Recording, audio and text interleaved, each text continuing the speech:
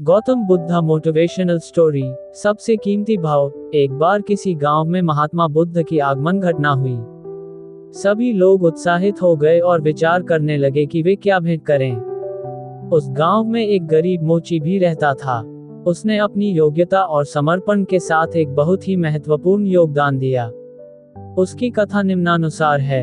एक बार किसी गांव में महात्मा बुद्ध का आगमन हुआ। सब इस होड़ में लग गए कि क्या भेंट करें। इधर गांव में एक गरीब मोची था। उसने देखा कि मेरे घर के बाहर के तालाब में बेमौसम का एक कमल खिला है। उसकी इच्छा हुई कि आज नगर में महात्मा आए हैं, सब लोग तो उधर ही गए हैं, आज हमारा काम चलेगा नहीं, आज ये फूल बेचकर ही गुजारा कर लें। वह तालाब के अंदर कीचड़ में घुस गया, कमल के फूल को लेकर आया, केले के पत्ते का दोना बनाया और उसके अंदर कमल का फूल रख दिया।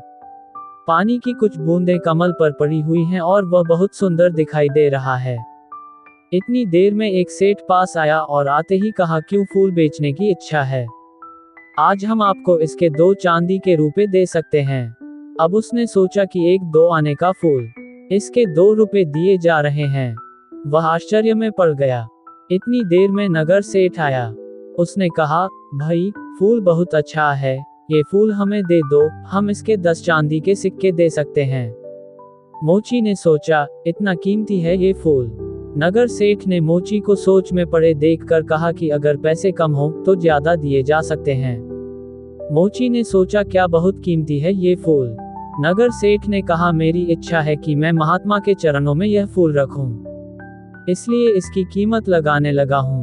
इतनी देर में उस राज्य का मंत्री अपने वाहन पर बैठा हुआ पास आ गया और कहता है, क्या बात है, कैसी भीड़ लगी हुई है। अब लोग कुछ बताते इससे पहले ही उसका ध्यान उस फूल की तरफ गया। उसने पूछा, ये फूल बेचोगे? हम इसके 100 सिक्के दे सकते हैं, क्योंकि महात्मा आए हुए हैं। ये सिक्के तो कोई कीमत नहीं रखते। जब हम ये फूल लेकर जाएंगे तो सारे गांव में चर्चा तो होगी कि महात्मा ने केवल मंत्री का भेंट किया हुआ ही फूल स्वीकार किया। हमारी बहुत ज्यादा चर्चा होगी, इसलिए हमारी इच्छा है कि यह फूल हम भेंट करें। और कहते हैं कि थोड़ी देर के बाद राजा ने भीड़ को देखा। देखने के बाद वजीर से पूछा कि बात क्या है।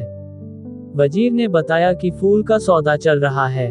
राजा ने देखते ही कहा, इसको हमारी तरफ से 1000 चांदी के सिक्के भेंट करना, ये फूल हम लेना चाहते हैं। गरीब मोची ने कहा, लोगे तो तभी जब हम बेचेंगे, हम बेचना ही नहीं चाहते। अब राजा कहता है कि बेचोगे क्यों नहीं?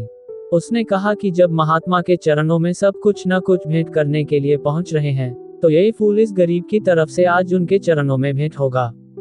राजा बोला, देख लो, 1000 चांदी के सिक्कों से तुम्हारी पीढ़ियां तर सकती हैं। गरीब मोची ने कहा, मैंने तो आज तक राजाओं की संपत्ति से किसी को तरते नहीं देखा, लेकिन महान पुरुषों के आशीर्वाद से तो लोगों को जरूर तरते देखा है। राजा मुस्कुराया और कह उठा, तेरी बात में दम है, तेरी मर्जी, तू ही भेंट कर ले।